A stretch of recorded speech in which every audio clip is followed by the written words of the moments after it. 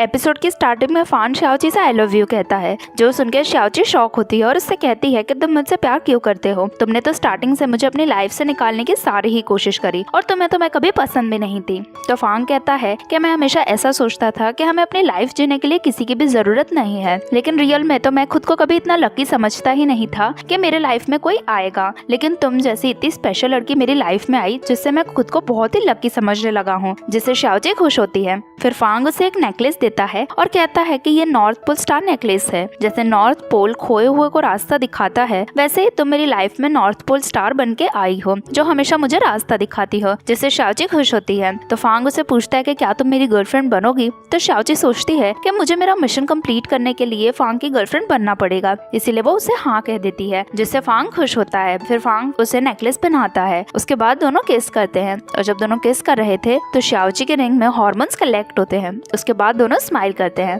दूसरी तरफ ली and Zibu hotel जाते हैं, लेकिन वहाँ पता चलता है कि सिर्फ एक ही रूम अवेलेबल है, जिससे दोनों को रूम शेयर करना पड़ेगा।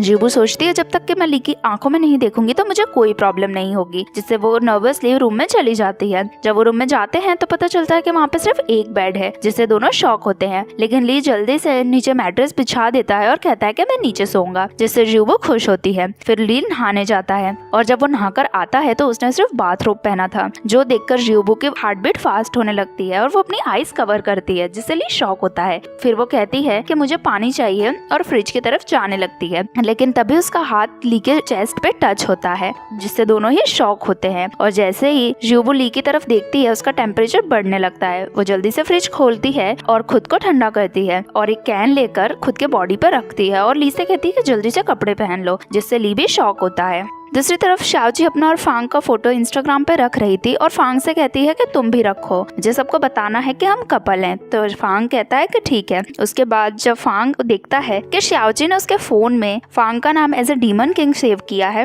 तो वो नाराज होता है। फिर वो शाओची के फोन में अपना नाम as a milk green tea रखता है और शाओची का नाम मैश टारो रखता है। तो शाओची पूछती है कि तुमने ये नाम क्यों रखा है। तो फांग उसे याद दिलाता है कि वो जिस कैफे में काम करती है वहाँ की स्पेशल ड्रिंक का नाम मैश टारो किसिंग है, जिससे शाओची शॉक होती है और कहती है कि मैं तुम्हें किस नहीं करने दूंगी। फांग स्माइल करता है और शाओची को अपने पास खींचता है और उसे गाल पे किस करता है, जिससे शाओची भी खुश होती है। जब दोनों सो रहे थे तो शाओची सोचती है कि अब मुझे हार्मोन कलेक्ट करने के लिए नाटक नहीं करने पड़ेंगे, अब मैं ओपनली हार्मोन्स कलेक्ट कर सकती हूँ। और वो फांग के चेस्ट पे अपना सर रखती है और हार्मोन्स कलेक्ट करने लगती है, जिससे फांग भी उसे देख के स्माइल करता है और दोनों सो जाते हैं। नेक्स्ट मॉर्निंग दोनों ब्रेकफास्ट बना रहे थे, तभी वहाँ पे मिस्टर के आता है, जिससे दोनों उसे ब्रेकफास्ट देते हैं। मिस्टर के दोनों को देख के ही समझ जाता है कि अब दोनों कपल हो चुके हैं, जिसके लिए वो भी हाँ करते हैं। फिर मिस्टर के किसी काम से घर में जाते हैं, तभी वहाँ पे जिबू एंड ली आ जाते हैं, जो दोनों फांग और शाओची को इतना क्लोज देख के शॉक होते हैं। तो फांग उन्हें बताता है कि अब हम दोनों कपल हैं, जिससे दोनों सरप्राइज होते हैं। दोनों को इतना प्यार करते हुए देख के ली जिबू को एप्पल खिलाता है, लेकिन जिबू उसके साइड नहीं देखती है। फिर फांग शाओची से कहता है कि तुम भी मुझे खिलाओ। तो शाओची उसे अपने मुंह से ब्रेकफास्ट खिलाती है, जो देख के वो और भी ज्यादा शॉक होते हैं। ली कहता है कि मुझे पेंटिंग करने के लिए यहाँ पे कुछ दिन और रहना है, तो तुम भी रहो, लेकिन फांग कहता है कि हमें तो रिसर्च के लिए वापस कंपनी जाना होगा। तो शाओची सजेस्ट करती है कि तुम जिबू को अपने साथ रख लो। जिबू को रहना नहीं था, लेकिन अब उसके पास कोई ऑप्शन नहीं था, जिससे वो अपसेट होती है। नेक्स्ट सीन में हम देखते हैं कि फांग और शाओची को लेने के लिए वहाँ पर हान आया है, जो दोनों को कपल बनने के लिए कांग्रेचुलेट करता है, जिससे दोनों खुश होते हैं। फिर फांग कहता है कि आज वो ड्राइव करेगा और वो शाओची को कार में बिठाता है और ये सब कुछ देखकर हान बहुत ज्यादा खुश होता है। दूसरी तरफ हम देखते हैं कि शायन जांग कैफे में हैं, जहाँ पे दोनों एक दूसरे को ब्रेकफास्ट करवा रहे हैं और किस करने वाले हैं, लेकिन तभी वहाँ पे शाओची और फांग आ जाते हैं, जिससे सभी शॉक रह जाते हैं। तभी शायन जांग बताते हैं कि अब वो ऑफिशियली कपल हैं, जिससे शाओची बहुत खुश होती है और फांग अनाउंस करता है कि वो दोनों भी कपल हैं, जिससे जांग और फांग एक दूसरे को कांग्रेचुलेट करते हैं और सभी खुश होते हैं। नेक्स्ट सीन में फांग और शाओची ऑफिस में जाते हैं, जहाँ दोनों पास पास में चल रहे थे, लेकिन शाओची सजेस्ट करती है कि हमें दूर दूर रहना चाहिए, क्योंकि अभी तक हमने ऑफिशियली अपने रिलेशनशिप के बारे में सबको नहीं बताया है। जब वो दोनों एलिवेटर के पास खड़े थे तो पीछे खड़े एम्प्लॉय उन्हीं के बारे में बात कर रहे थे, जहाँ फांग बार बार शाओची का हाथ पकड़ने का ट्राई कर रहा था, लेकिन शाओची उसे हाथ नहीं पकड़ने दे रही थी। जब दोनों एलिवेटर में जाते हैं तो फांग शाओची को अपने पास खींचता है, जिससे शाओची नर्वस होती है। जब उनका फ्लोर आता है तो फांग पहले जाता है और उसके बाद शाओची चली जाती है। लेकिन हम देखते हैं कि कंपनी में सारे एम्प्लॉइज को उन दोनों के रिलेशनशिप के बारे में पता चल चुका है, क्योंकि उन्होंने शाओजी के इंस्टाग्राम पे दोनों के फोटोज देख लिए हैं।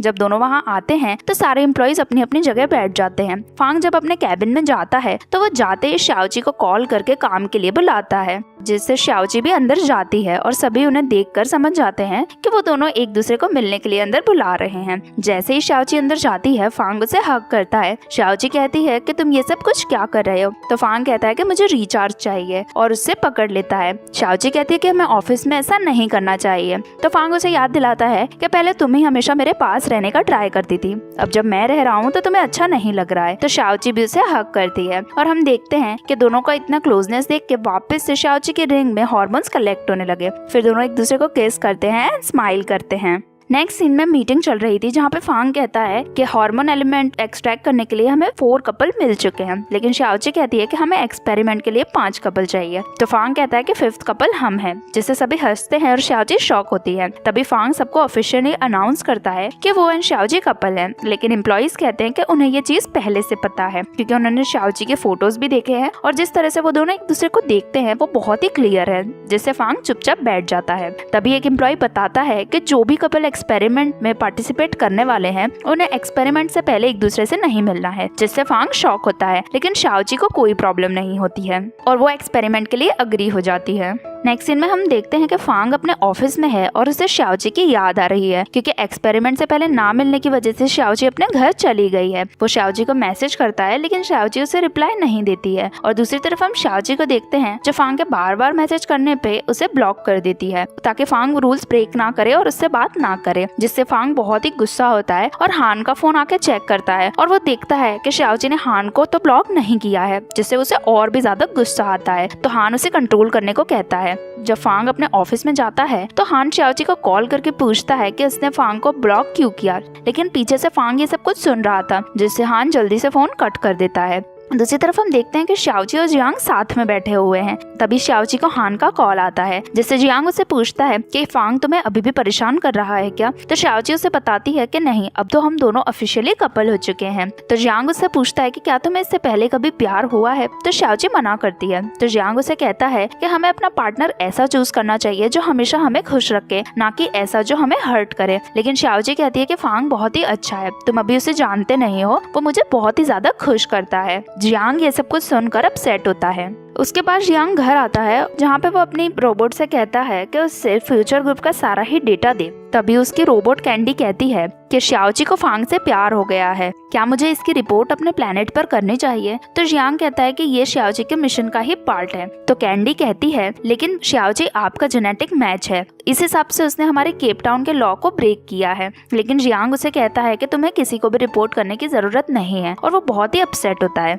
नेक्स्ट सीन में फांग शाओजी के घर के बाहर उसका वेट कर रहा था, लेकिन वहाँ शाओजी नहीं आती है। शाय उसे बताती है कि शाओजी आज कैफे में ही रुकने वाली है, जिससे वो जल्दी से कैफे में जाता है। जिसके बाद वो शाओजी को कैफे के अंदर देखता है, लेकिन शाओजी उसे देखकर भी गेट ओपन नहीं करती है। फांग उसे फोन में लिख के कहता है कि वो उसे मिस कर रहा है। तो वो उसे कहती है कि एक्सपेरिमेंट पूरा होने के लिए हमें नहीं मिलना है। फांग उसे कहता है कि क्या तुम्हें मेरे बिना लाइफ अच्छी लग रही है? तो शाओजी कहती है कि हम कल मिलने ही वाले हैं ना, अपसेट मत हो। फिर ग्लास के ऊपर से ही वो उसे किस करती है। उसके बाद फांग घर चला जाता है और वो घर जाकर भी शाओजी को ही याद कर रहा था और शाओजी भी फांग को ही याद कर रही थी। तभी शाओजी को ज्यूबू का कॉल आता है और वो पूछती है कि सब कुछ कैसा चल रहा है। तो शाओजी बोलती है कि अब तो फांग मुझे और भी ज्यादा हग एंड किस करने लगा है और उसे हर टाइम मुझसे बात करना अच्छा लगता है। ज्यूबू कहती है कि ह्यूमंस के लिए फिजिकल कांटेक्ट बहुत ही ज्यादा इंपॉर्टेंट होता है। फिर शाओजी ज्यूबू से पूछती है कि तुम्हारा और ली का सब कैसा चल रहा है? ज्यूबू कहती है कि अब तो मैं ली की तरफ देखती नहीं हूँ, फिर भी मेरा टेम्परेचर बढ़ने लगता है।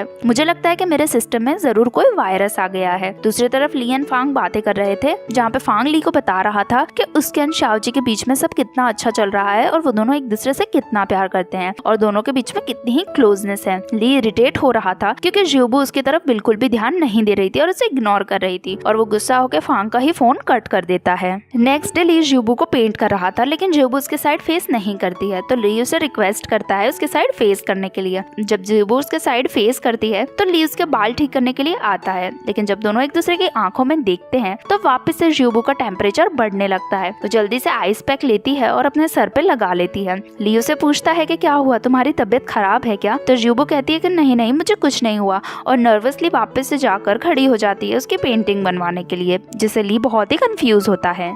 दूसरी तरफ फांग एंड शाओजी साथ में थे और वहाँ पर हार्मोन एक्सट्रैक्शन का एक्सपेरिमेंट स्टार्ट हो चुका था। लेकिन जब हार्मोन एक्सट्रैक्ट होते हैं तो वो मशीन में जाने की जगह शाओजी के रिंग में जाने लगते हैं और ये देखकर शाओजी नर्वस होती है। दूसरी तरफ रिसर्चर देखते हैं कि फांग की बॉडी में से सिर्फ 0.5% ही हार्मोन एक्सट्रैक्ट हुआ है, जिससे वो लोग बहुत ही डिसअपॉइंट होते हैं। रात को हम देखते हैं कि जब फांग ये सब कुछ रिपोर्ट देख रहा था तो वो भी अपसेट होता है। तभी वहाँ पे शाओजी आती है, जिसे देख के फांग डर जाता है। फांग उसे बताता है कि आज मेरी बॉडी में से सिर्फ 0.5% ही हार्मोन्स एक्सट्रैक्ट हुआ है। तो शाओजी से कहती है कि हार्मोन एक्सट्रैक्ट करना बहुत ही डिफिकल्ट प्रोसेस है। कभी कभी ऐसा होता है कि कम हार्मोन एक्सट्रैक्ट हो और कभी कभी ऐसा होता है कि ज्यादा हार्मोन, जिससे फांग अच्छा फील करता है। फिर फांग उसे हग करता है और कहता है कि मुझे रिचार्ज चाहिए। शाओजी जब उसे हग करती है तो वह वापस से फांग के चेस्ट पे आती है और उसे टच करने लगती है, जिससे फांग स्माइल करता है और उससे पूछता है कि तुम ये अपनी बैड हैबिट कब बंद करोगी? तो शाओजी कहती है कि ये बैड हैबिट नहीं है, मुझे बहुत अच्छा लगता है, तुम्हारे हार्मोन्स की स्मेल मुझे बहुत पसंद है। तो फांग उससे पूछता है कि तुम्हें मैं पसंद हूँ या मेरे हार्मोन्स? तो शाओजी कहती है कि दोनों में कोई फर्क नहीं है।